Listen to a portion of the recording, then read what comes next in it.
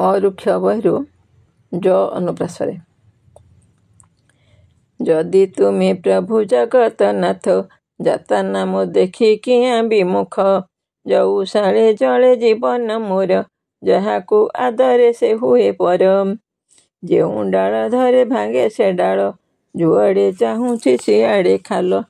ଯଦୁପତି ବୋଲି ତୁମକୁ ଚିହ୍ନେ ଯତ୍କିଞ୍ଚିତ୍ ଭକ୍ତି ଅଛି ମୋ ମନେ। ଯଜ୍ଞ ହୋମ ମନ୍ତ୍ର ନାହିଁ ତ ଜଣା ଯୋଡ଼ ହାତେ ମାଗେ ତୁମ କରୁଣା। ଯତନେ ସଜାଏ ତୁମ ବିଗ୍ରହ ଯହିଁରେ ମୋ ମନ ହୁଏ ଅଥୟ। ଯତୀନ୍ଦ୍ର ନୁହେଁ ମୁଁ ନାହିଁ ମୋ ନିଷ୍ଠା ଯତ୍ନ କରି ଡାକେ ଜଗତ ସ୍ରଷ୍ଟା।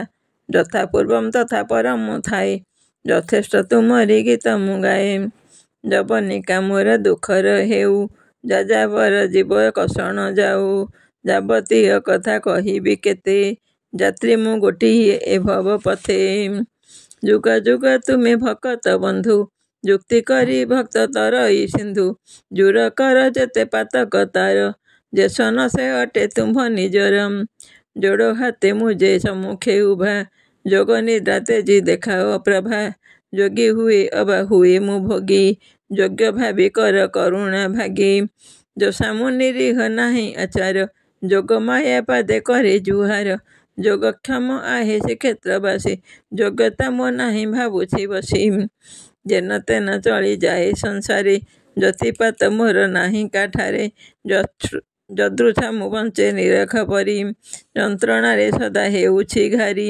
ଯଦ୍ୟପି ନ ଶୁଣ ମୋର କଷଣ ଯମ ନେବ ନିଶ୍ଚେ ଏଇ ଜୀବନ।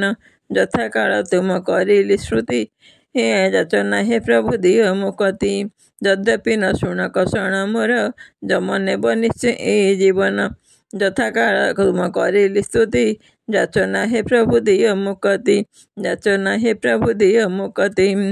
ଜୟ ଜଗନ୍ନାଥ। ନମସ୍କାର।